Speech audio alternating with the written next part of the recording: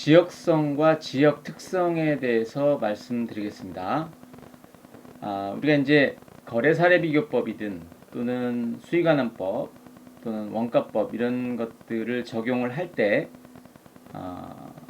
각종 사례를 어떻게 구할 것인가에 대한 부분에서 여러 가지 이제 많은 어려운 점들이 있습니다. 그렇다고 하면 그 밑으로 더 들어가면 그러면 이제 우리가 인근 지역이라는 개념과 그 다음에 유사 지역, 그 다음에 인근 지역과 유사 지역을 더 포괄하는 동일 수급권에 관련된 용어도 이해를 해야 여러분들이 이제 감정평가 이론 또는 부동산학 개론에 관련된 용어들을 잘 이해할 수 있고 또 그걸 바탕으로 여러분들이 이제 공부를 하시는데 좀 더 도움이 될 수 있을 것 같습니다. 자, 이제 부동산이라고 하는 게 이제 자연적 특성과 인문적 특성에 관련된 부분에 항상 이제 노출이 되어 있죠. 자, 그래서 부동산이라고 하는 게 그 자연적, 인문적 조건의 전부 또는 일부를 이제 함께 함으로써 그 부동산이라고 하는 게 다른 부동산과 함께 어떤 지역을 이제 형성을 한다는 거죠.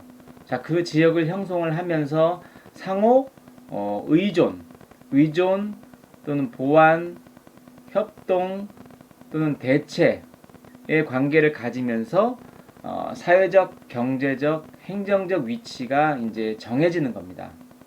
자, 이제 이러한 어떤 말들을 여러분들이 이제 책에서 많이 읽으실 텐데 그 책에 나오는 내용을 그림으로 이제 표현을 해서 여러분들께 설명을 드리면 훨씬 더 이해가 빠르기 때문에 이렇게 그림을 그려서 이제 말씀을 드리는 겁니다.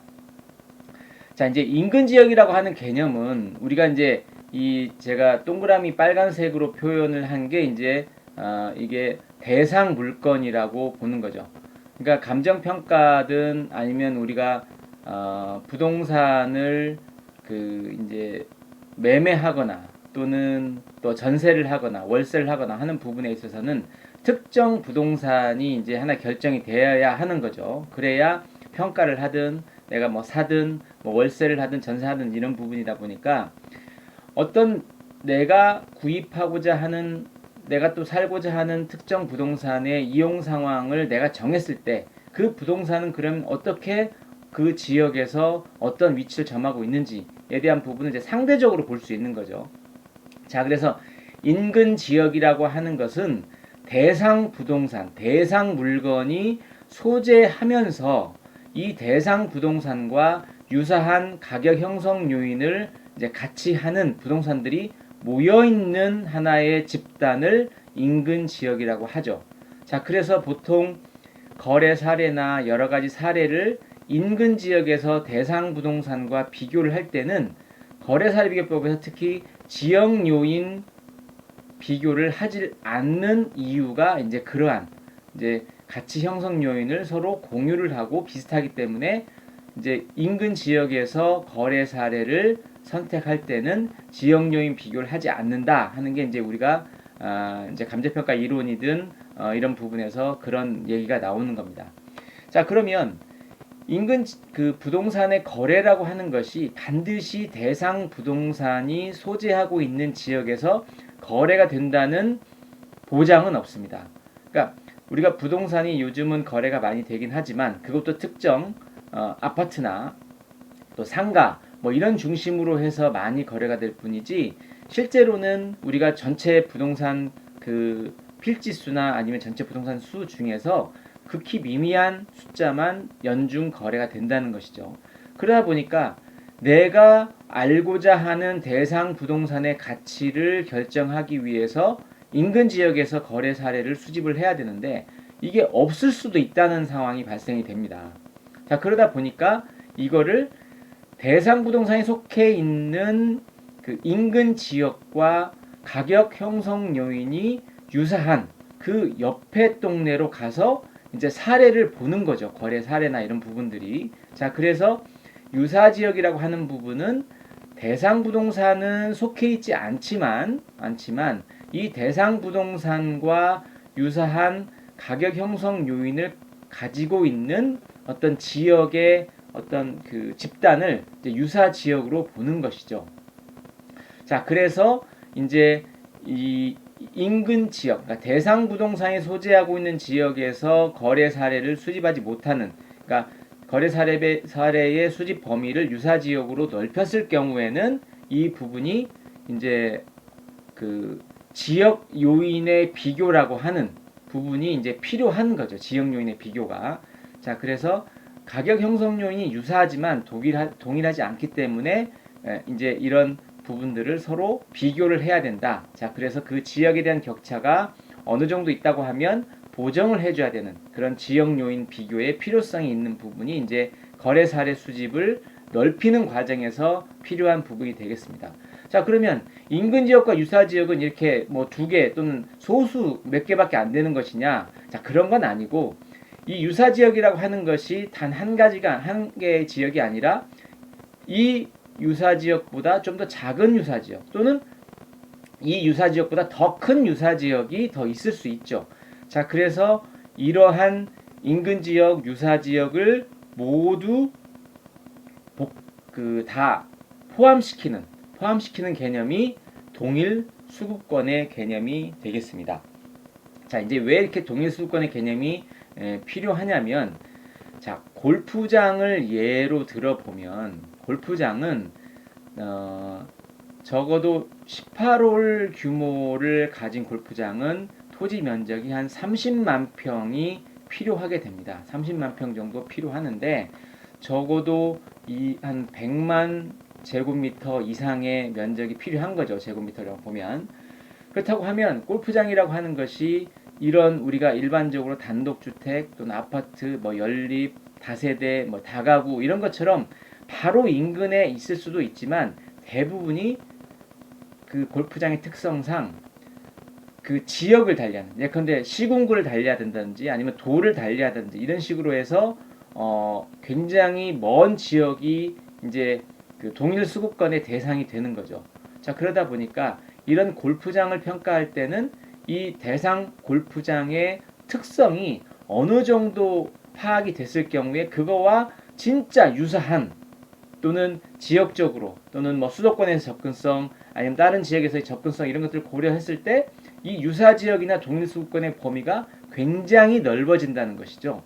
자, 그러다 보니까 이러한 인근 지역, 유사 지역이 우리가 흔히 생각하는 바로 대상 부동산에 소재하지 않지만 유사한 가격 형성 요인을 가진 어떤 그 지역을 유사 지역이라고 하고 더 넓은 지역을 동일 수급권이라고 하지만 일반적으로 부동산의 어떤 이용 상황이나 특성에 따라서는 이 개념의 범위가 굉장히 넓어질 수 있다는 그런 부분이 될 수 있다는 겁니다. 자, 그래서 지금 이제 보면은 이 동일 수급권과 유사 지역, 인근 지역을 설명하는 이 동그라미의 형태를 가진 그 지역이 이제 하나의 동일 수급권의 범주로 들어와 있는데, 자, 그러면 이 동그라미 형태의 지역이라고 하는 부분은 우리가 뭘로 얘기를 하느냐? 이게 지역성이라는 개념으로 우리가 이 부분을 크게 이제 설명을 할 수 있다는 거죠.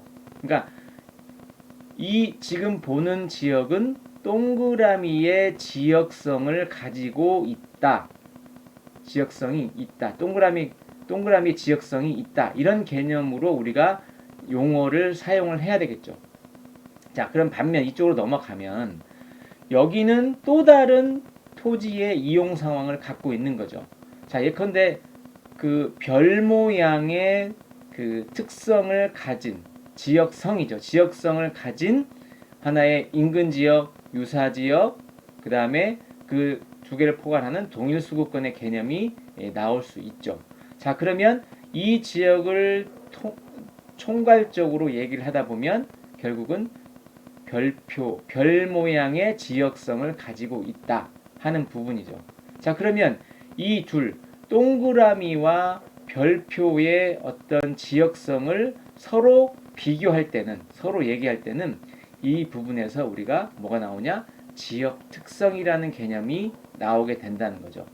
자, 그래서 이 동그라미 지역은 별 모양 지역에 비해서 이 동그라미의 지역 특성을 가지고 있다. 그래서 일단 지역 특성이라는 용어를 사용하기 위해서는 상대적으로 그러니까 다른 지역이 대비가 되어서 그 지역을 얘기할 때 지역 특성이라고 하는 부분으로 이렇게 용어를 사용할 수 있을 것 같습니다.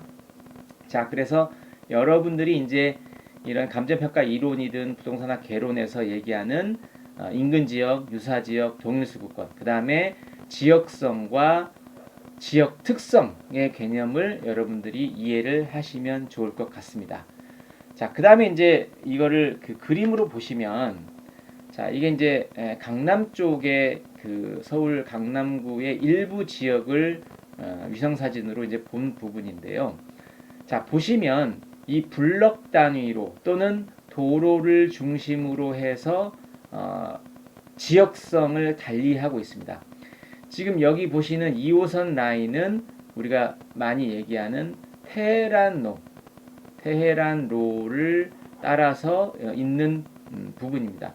자, 그럼 이 테헤란로를 따라서 있는 그 지역의 어떤 지역성은 주로 고층의 대규모 오피스 빌딩이 밀집해 있는 지역들로 그 지역성을 나타내고 있죠. 이런 지역들 자체가.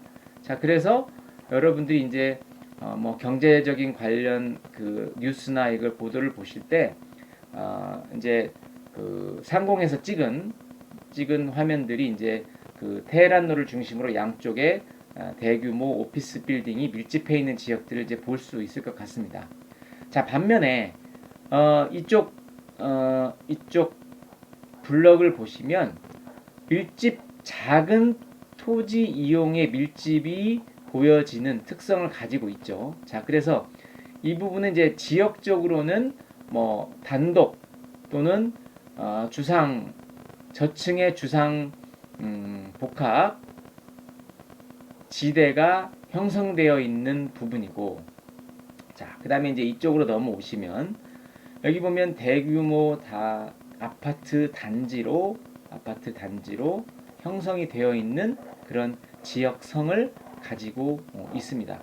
자, 그래서 이제 이 아까 말씀드렸던 대규모 오피스 빌딩의 집단으로 되어 있는 지역성, 그 다음에 단독주택 중심에 가지고 있는 지역성, 이게 서로 비교할 때 이거는 이 지역에 비해서는 오피스 빌딩 지역 특성을 가지고 있다 하는 부분이고, 이쪽은 아파트의 지역성을 가지고 있다는 부분이고, 그 다음에 이쪽을 비교할 때는 아파트의 지역 특성을 가지고 있다. 이렇게 정확한 용어를 사용을 하시면 아마 일상생활이나 또는 부동산학 개론 또는 감정평가 이론을 여러분들이 공부하실 때 좀 더 이해가 되지 않을까 그런 생각이 듭니다. 자, 그 다음에 이제 이 지역이라고 하는 개념을 또 더 넓게 설명을 해드리면 이제 이런 거가 좀 여러분들이 이해를 하시는데 어려운 용어가 있습니다. 그래서 지역 요인의 이제 편향성이라는 부분이 되게 어려운 용어이긴 한데, 이 부분을 좀 설명을 드리면, 자, 이제 이 모양은 그 우리가 그 지역에 영향을 주는 각종 우리 요인들이 많이 있죠. 지역 요인들 중에서 뭐 사회적, 경제적, 행정적 또는 뭐 자연적 이런 요인들이 그 각종 부동산의 그 가치에 영향을 주는 부분이 되겠습니다. 자, 지금처럼 우리가 코비드 19 그 코로나 때문에 상당히 많은 경제적인 타격을 받고 있는데, 이 지금 보시는 바와 같이 이 구름과 비가 예컨대 하나의 가치 형성 요인이라고 이제 가정을 해 보면, 일단 요거를 지금과 같은 코비드 19 보는 거죠. 이 전체적으로 이게 이제 지금 전 세계적인 영향을 주고 있는 가치 형성 요인으로 보시면, 자, 그 지구에 있는 대부분의 이용 상황이라고 보면 이렇게 강 또는 뭐 바다, 그다음에 임야, 그다음에 토지, 그다음에 농경지, 뭐 단독주택, 뭐 아파트, 그다음에 이런 이제 여기는 이제 대형 커피 카페를 이제 카페죠. 그다음에 이제 공장 뭐 이런 식으로 대부분 구분해 볼 수 있겠습니다. 자, 그런데 지금 지역 요인이라고 하는, 그러니까 어떻게 보면 이건 전 세계적인 요인이라고 볼 수 있죠. 가치 형성 요인들 중에서. 자, 근데 이게 전 세계적인 요인이 이제 우리가 한국이라는 부분으로 오고, 그다음에 한국에서 각종 지역으로 다시 세분화돼서 영향을 미치겠죠. 자, 그런데 여기서 설명을 드리려고 하는 이유는 뭐냐면, 이러한 토지의 이용 상황이 어떠한 상황이냐에 따라서 이 코비드 19이라고 하는 가치 형성 요인이 동일하게 지금 영향을 주고 있지만 어떤 곳은 별로 이 코비드 가치 형성 요인이 전혀 영향을 주지 않는 토지 이용 상황도 있고, 너무나 크게 영향을 주어서 가치가 형성하는 부분에 있어서 가격이 떨어진다든지 또는 가격이 높아진다든지 하는 부분들이 지금 우리나라에도 생기고 있죠. 자, 그래서 중요한 건 뭐냐면, 이러한 가치 형성 요인이 동일한 영향을 준다 하더라도 대상 부동산이 어떠한 상황이냐에 따라서 그 영향의 강도나 깊이나 그 다음에 어떤 세기가 달라진다는 거죠. 예컨대 지금 공장이라고 해보면, 토지 이용상의 공장이라고 했다면, 예컨대 이게 마스크 공장이었다, 아니면 다른 수출 공장이었다, 아니면 다른 어떤 제품을 생산하는 지역 생산 공장이었다. 이에 따라서 다시 또 코비드 19은 다른 영향을 주는 거죠. 마스크 공장이었다고 하면 지난 우리 1월부터 뭐 한 상반기까지는 엄청난 부의 축적을 가져다주는 가치 형성 요인이 되었었죠. 코비드 19이라고 하는 그 가치 형성 요인이. 그 다음에 수출하는 부분이나, 그 다음에 이제 뭐 대면에 관련된 제품을 생산하는 공장이었다고 하면 굉장히 큰 타격을 주어서 거의 공장이 문 닫을 정도의 영향을 주었을 겁니다. 자, 반면 이렇게 큰 카페, 여러분들이 뭐 흔히 알고 있는 여러 그 큰 카페들을 보시면 오히려 이 지역은 이러한 이용 상황을 갖고 있는 그 부동산은 사람들이 더 많이 운집하고 몰려서 여기도 굉장히 큰 매출을 올리는 이제 그런 상황이 되었죠.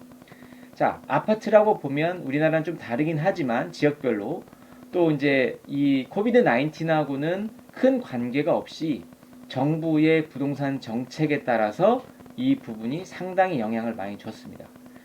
또 이런 만약에 전원주택이라고 하면 또 전원주택은 전원주택 나름대로 그 코비드 19의 영향이 좀 달랐죠. 자, 농경지는 큰 아마 영향은 별로 없었을 것 같고요. 그 다음에 이런 토지도 어느 지역에 있냐에 따라서 강도가 달랐을 겁니다.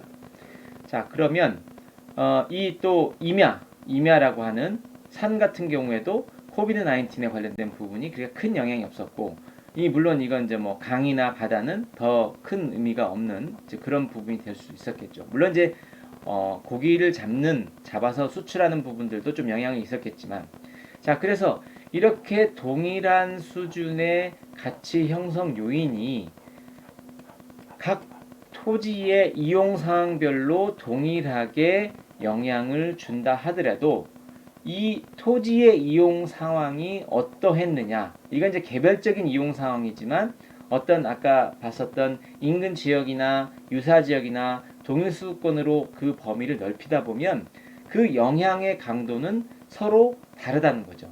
자, 그래서 우리가 이러한 지역 요인의 편향성이라고 하는 부분이 같은 수준의 지역 요인에 영향을 주는 부분이라 하더라도 대상 부동산이 어떠한 상황이냐에 따라서 그 지역 요인, 즉 가치 형성 요인은 서로 다르게 영향을 준다 하는 개념이 지역 요인의 편향성 또는 지역 편향성의 부분으로 여러분들이 이해를 하시면 될 것 같습니다.